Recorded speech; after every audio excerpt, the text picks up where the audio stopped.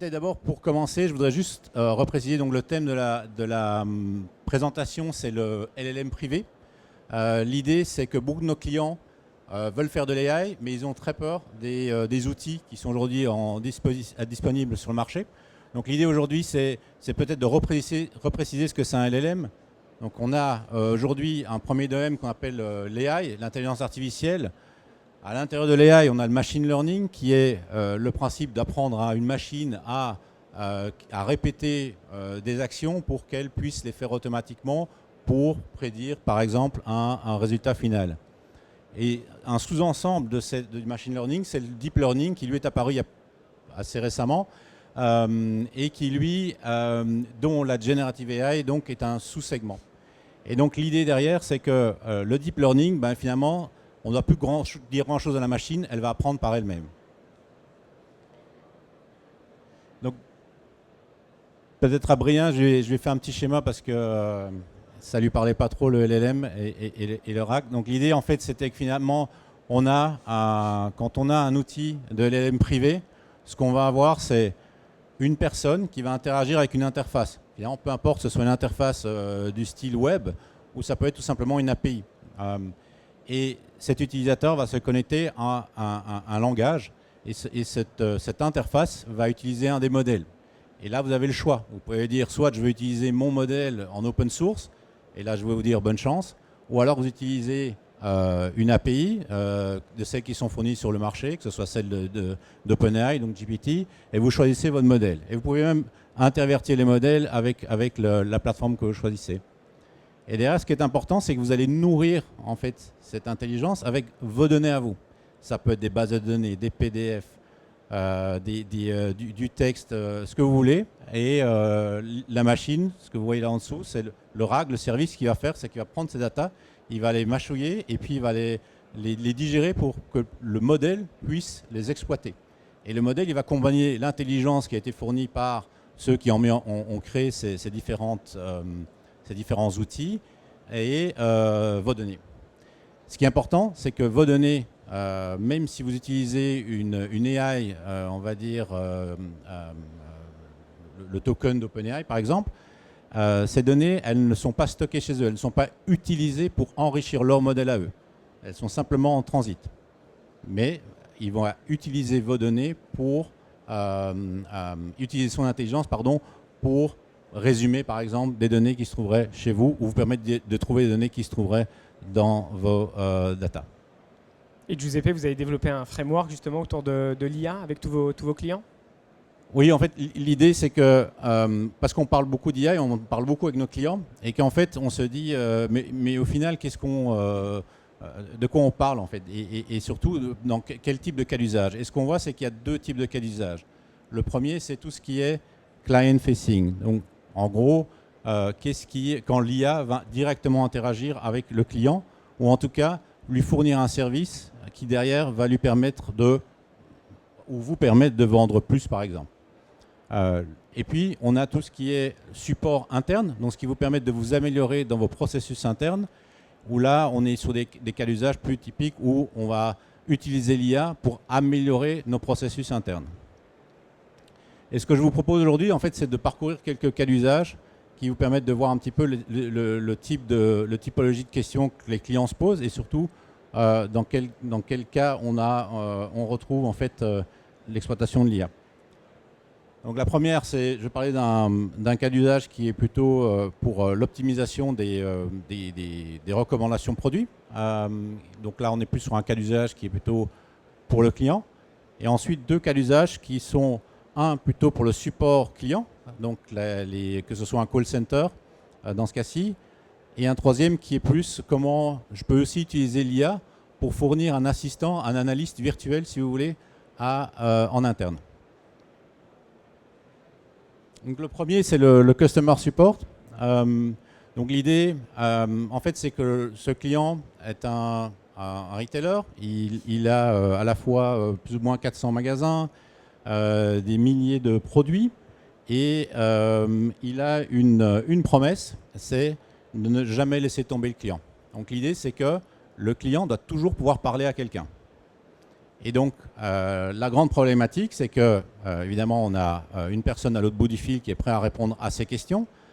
Questions qui peuvent être sur l'utilisation de la machine à laver, sur un ordinateur, peu importe. Et l'idée, c'est que cette personne, elle doit se débrouiller à retrouver de l'info, que ce soit sur tous les produits, sur toutes les fiches produits, tout ce qui est documents de vente interne, tout ce qui est aussi script de sales, donc pour pouvoir éventuellement vendre en plus quelque chose au client. Bref, toutes ces sources de données, ça nécessite beaucoup de formation pour ces gens. Et avec le turnover qu'ils avaient, c'était très compliqué aussi de s'assurer d'une qualité. Donc, l'idée, en fait, c'est de se dire, puisque personne n'a cette capacité, ou en tout cas, c'est très compliqué de conserver la connaissance au sein de chacun des agents, on s'est dit, bon, on va utiliser de l'IA. Donc, vous voyez, on va mettre un robot. La bonne idée, mais sauf que le robot, on n'en veut pas parce que ça, justement, ça ne répondrait pas à cette promesse qui est de dire on veut toujours pouvoir parler à quelqu'un, on veut toujours pouvoir être capable de s'adresser à une personne.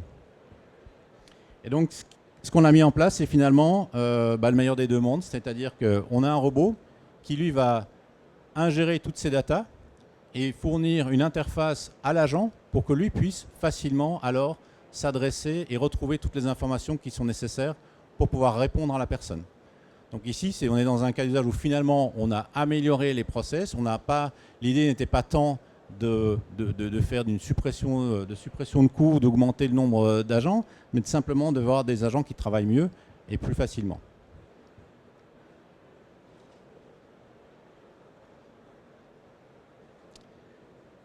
Hop, excusez-moi. Deuxième cas de figure, là on est sur un autre retailer, pareil, magasin. Eux, leur problématique, c'était de pouvoir fournir à chacun de leurs clients des produits, des accessoires par rapport à chacun des produits achetés. L'accessoire, la complexité par rapport à ça, pour ceux qui connaissent un peu le monde du PIM, c'est que pour pouvoir qualifier ce qui est un accessoire et un accessoire qui est compatible avec un produit, ça demande une certaine, je dirais un certain savoir, d'abord des personnes qui traitent ou qui utilisent ces produits, et surtout une catégorisation qui doit être faite de manière automatique. Là, de nouveau, on s'est dit, on va utiliser l'AI pour en fait catégoriser ces contenus et nous permettre de finalement déterminer pour chacun des produits qu'on a dans la base, est-ce que ce produit est un accessoire d'un autre et est-ce que ce produit est compatible avec cet autre produit. Et tout ça pourquoi? Pour nous permettre de faire de la recommandation sur site de ces différents accessoires pour chacun de ces produits. Et là aussi, l'AI est venu à notre secours parce que les fiches produits, elles ne sont pas toujours top. Ça vous permet aussi d'aller chercher sur Internet éventuellement des informations supplémentaires. Donc vous pouvez configurer votre plateforme pour vraiment enrichir au maximum ce pourquoi vous avez envie d'utiliser l'IA. Et donc là, dans ce cas-ci, ça nous a permis en fait de recatégoriser tous les produits et également de pouvoir finalement améliorer la qualité des différents accessoires. Alors, peut-être un moment sur les challenges en fait rencontrés. Le challenge numéro 1 pour nous, c'est à quel moment ça devient intéressant. Parce que effectivement, on peut se dire, tiens, on va mettre de l'IA partout, ça va tout faire, mais l'IA, elle a un coût. Alors, vous décidez de la mettre, d'hoster vous-même l'IA et les modèles, il va falloir acheter des matériels. Les ordinateurs dont vous avez besoin, ce n'est pas les mêmes que les ordinateurs de tous les jours. Et donc, vous allez avoir besoin d'autres ressources, des personnes qui sont spécialisées là-dedans. Donc, ça commence à chiffrer. Et au final, c'est là où ça devient, où il est important de faire cette évaluation, de se dire, si je mets de l'IA, combien ça va me coûter de la mettre et qu'est-ce que finalement ça va me rapporter. Et donc ça, c'est cette partie incrémentale que l'IA vous apporte qui est très importante pour moi à l'évaluation de chacun de vos projets.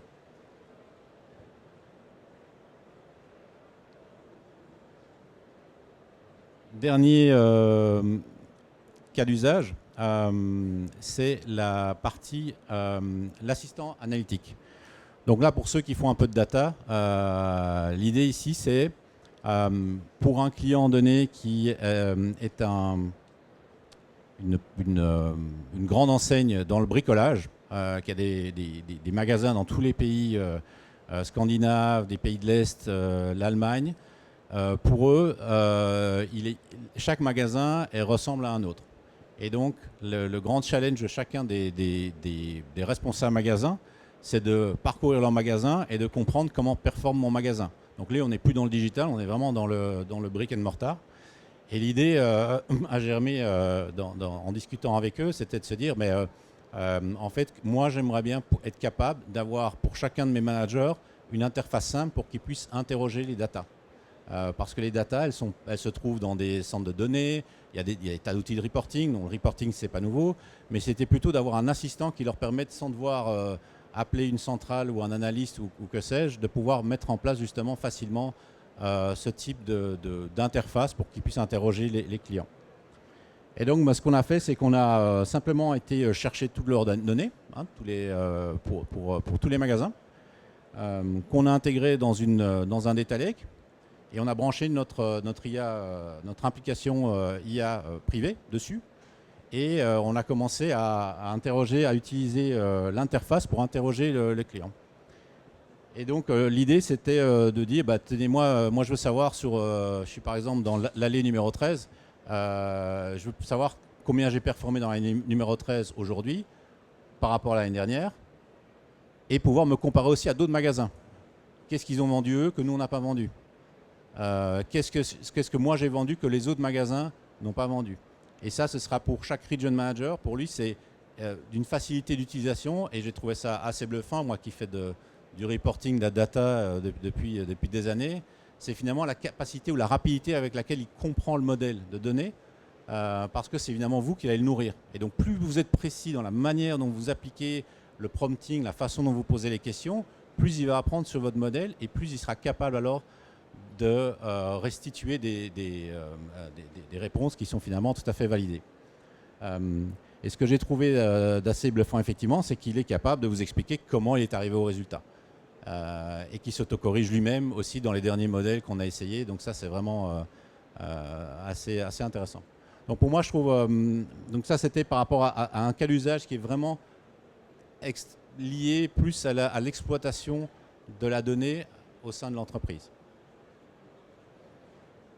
Giuseppe, par rapport au LLM privé, tu vois qu'il y a des freins quand tu parles avec les marques? Elles sont ouvertes à envoyer toutes leurs données privées de l'entreprise, ils sont très sensibles. Non, c'est la première problématique, c'est je ne vais pas envoyer mes données chez OpenAI, je ne vais pas les envoyer à Intel.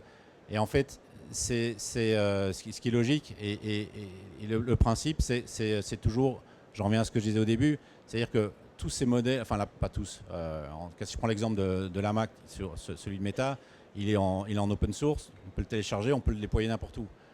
Le problème, c'est la volumétrie de données, acheter le matériel, enfin tout ça, c'est un coût. Alors il y a des clients qui ont leur propre centre de données, qui ont leur propre hardware sur lequel ils peuvent déployer ces modèles. Mais la grande problématique, c'est ça. C'est aujourd'hui, je ne veux pas que toutes mes données y arrivent. Le bon compromis, c'est effectivement utiliser des clés entreprises qui vous permettent d'utiliser leur modèle, d'exploiter à fond leur capacité de processing, parce qu'il en faut beaucoup. L'exemple que j'ai donné sur les compatibilités de produits, c'est énormément de processing, parce que c'est double processing pour transformer d'abord en premier temps la donnée, et puis pour la donner au modèle pour qu'il puisse l'ingérer. Donc ça, c'est des coûts. Et comme je vous le disais, à un moment donné, il faut faire le calcul. Est-ce que c'est intéressant ou pas? Mais aujourd'hui, utiliser l'IA pour ce qu'elle est capable de faire, c'est comprendre et restituer, parce qu'au final, c'est ça, en se pluguant sur vos données. Aujourd'hui, je pense que voilà, je ne vais pas dire sans risque, mais il n'y a pas de données qui sont transférées et qui ne sont pas exploitées par les différents vendors pour améliorer leur modèle. Tes clients, ils viennent avec des use cases et ils te disent on aimerait résoudre ça avec l'intelligence artificielle, ou alors ils ont des use cases et c'est toi qui proposes des solutions de LLM privé? Les deux. Il y en a qui viennent, ils ont une idée en tête et parfois c'est une bonne idée, parfois c'est pas une bonne idée. Et puis effectivement, nous on a nous-mêmes des problématiques. On va démarrer un projet chez le client et puis on se rend compte que ça on ne sait pas le faire, ou bien ça va prendre 1000 jours hommes pour le faire. Non, tiens, on pourrait utiliser l'IA pour le faire et elle va nous aider à le mettre en place. Dans la matrice que tu montrais, est-ce que tu vois que les clients ils commencent par exemple à d'abord enabler les équipes et ensuite faire des choses pour leurs clients, ou non, il n'y a pas d'ordre, ça dépend de chaque organisation? Non, en fait, ça dépend beaucoup des connaissances internes. Je pense que partout, quand l'IA est apparue, ça s'est développé à gauche, à droite. Mais je pense qu'on en parlait ensemble. Aujourd'hui, on entend beaucoup parler. Tous les vendors sur le marché, je pense ici sur le salon, vous avez entendu parler de l'IA partout. Moi, j'en reviens toujours à la monétisation, c'est-à-dire quelle est la valeur que ça va rapporter. Et effectivement, beaucoup de clients sont encore à se poser la question de OK, où je veux en mettre, qu'est-ce que ça va me rapporter, parce que c'est du travail, c'est de l'énergie aussi, il n'y a rien à faire. Ça vous automatise les process et une fois que c'est bien fait et que ça fonctionne, c'est génial. Mais voilà, il y a un travail à mettre en place d'abord. On est tout au début encore en termes de maturité du marché. Il y en a qui sont là depuis longtemps, comme toujours. Je pense que là où je vois ceux qui avancent très vite, c'est ceux qui ont développé très vite ces compétences internes. Donc qui ont des fortes compétences data, des fortes compétences techniques en interne et ils sont capables rapidement de monter des projets qui deviennent des pilotes, qui deviennent des produits. Mais c'est toujours ça. On commence par un pilote, on a une idée, on voit que ça fonctionne et puis après on en fait un produit. Et c'est à ce moment-là qu'on a, dans l'entreprise, on attire l'attention et que l'argent arrive pour en faire un vrai produit, quoi. Est-ce qu'il y a des cas où le LLM privé n'est pas adapté? Parce que j'ai l'impression qu'il n'y a que des bénéfices à avoir un LLM plus personnalisé avec ses propres données. Oui, parce que j'ai envie de dire, le reste, sinon, c'est feeder ChatGPT avec tes données. Donc ça va pas. Il y a des cas, nous on l'utilise beaucoup pour tout ce qui est code review par exemple, pour les développeurs. Donc il y a tout un projet de code review chez nous en interne où c'est automatiser les revues de code pour accélérer le temps de développement mais aussi améliorer la qualité. Pareil pour des agents, il y a des cas d'usage, il y en a beaucoup. Et à chaque fois c'est une super idée et effectivement c'est entre la bonne idée et le vrai produit qui va vous permettre de gagner de l'argent, je pense que c'est là où c'est le plus difficile à évaluer aujourd'hui. On passe à la conclusion. Pardon ? Ouais, on peut passer à la conclusion. Oui. Je pense que... Hop. Excusez-moi. Voilà. Donc si vous voulez venir nous voir, le QR code est là. Est-ce que vous avez des questions, peut-être ? Maintenant pour après ? Non ? Oui ? Tiens, je vais te passer le micro. Vous parliez de problématiques de volume. Oui. On parle de quel ordre ? Alors, sur l'exemple des recommandations, c'est là où on a eu beaucoup de travail de fine-tuning, comme on dit. On était sur 100 000 produits.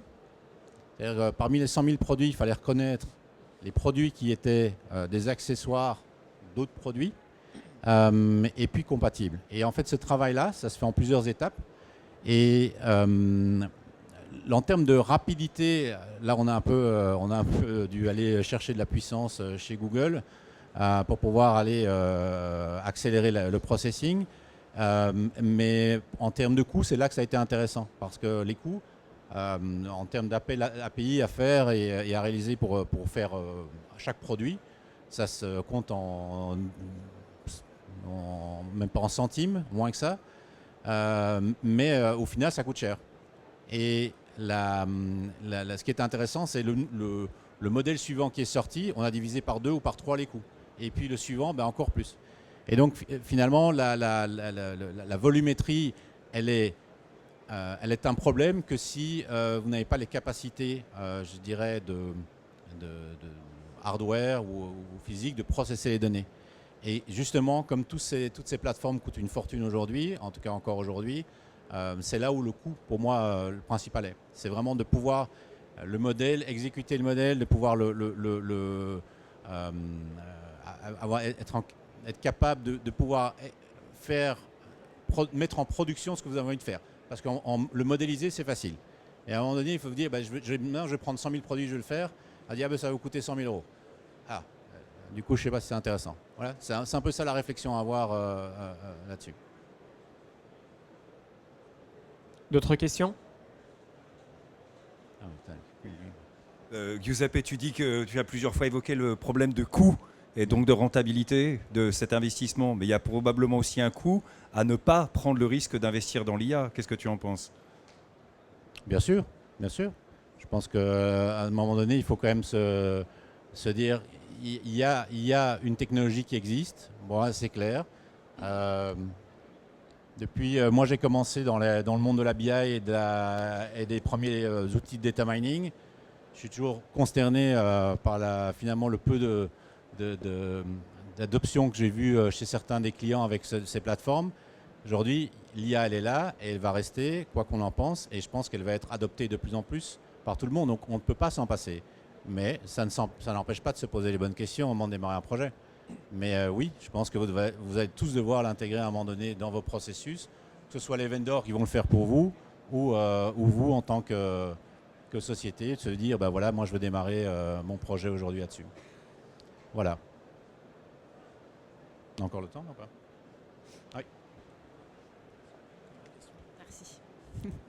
Une question plus particulièrement pour Adrien. Moi, j'entends bien les cas clients qui sont assez exceptionnels chez Vaimo, mais sur le taux d'adoption dans d'autres secteurs et peut-être dans d'autres pays, parce qu'on a souvent tendance à dire qu'en France, on est un peu en retard sur l'intelligence artificielle. Moi, j'ai une question pour vous, Adrien. Qu'est-ce que vous constatez ailleurs ? Vaimo, vous avez des clients partout en Europe de toute façon, c'est ça ? On voyage beaucoup aux US, où on voit beaucoup la maturité sur l'IA. On a quand même l'impression que l'adoption elle est plus importante aux États-Unis parce qu'ils vont plus vite. Ils adoptent ça. Ils ont une approche ROI qui est plus importante. Ils partagent aussi beaucoup plus facilement. Là où peut-être qu'en Europe, on va garder un petit peu plus les méthodologies, les chiffres, etc. Donc je ne sais pas si en termes tech ils sont en avance, peut-être pas, mais en tout cas en termes d'usage, de culture et de maturité, ils sont peut-être 6-12 mois devant nous. Tu l'as aussi avec tes clients en Europe ? Oui, enfin, je pense que nous, si j'essaie de refaire, vous voyez, on est dans 15 pays plus ou moins, on est aux États-Unis, on est présent en Scandinavie, où ils ont aussi, c'est aussi une culture de early adopters, comme on les appelle. Ça a démarré plus ou moins au même moment un peu partout, mais là où on a vu, c'est vraiment la frilosité des clients, en fait. Le premier cas qu'on a fait, c'était une histoire de mots-clés en plein de langues, avec des caractères grecs à catégoriser.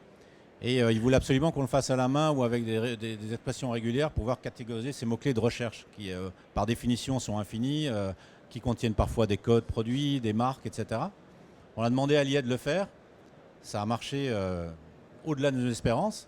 Ça nous a mis peut-être 2 jours pour développer le truc. Et l'exécuter, ça se faisait super facilement.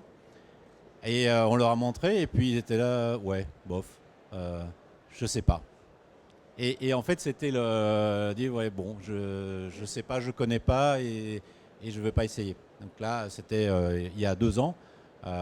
Aujourd'hui, ce client-là, on a toujours la même discussion. Il est toujours je sais pas. Il y en a d'autres qui sont passés à autre chose. Je pense que la frilosité, elle vient aussi il y a des gens qui veulent partout en faire. Mais voilà, ça dépend aussi des clients, des cultures entreprises aussi. Voilà. Merci beaucoup à tous. Encore une question ? Merci Adrien et Giuseppe.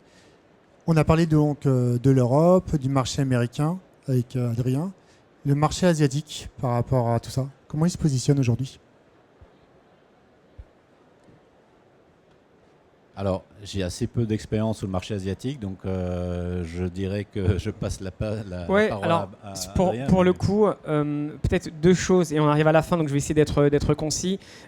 Numéro 1, on voit peu de choses, nous occidentaux, ce qui se passe, et on a tendance à diaboliser, à aller dans les extrêmes. Si on prend un peu de recul et qu'on tempère un petit peu l'analyse, il faut se rendre compte qu'ils sont extrêmement avancés sur beaucoup de sujets.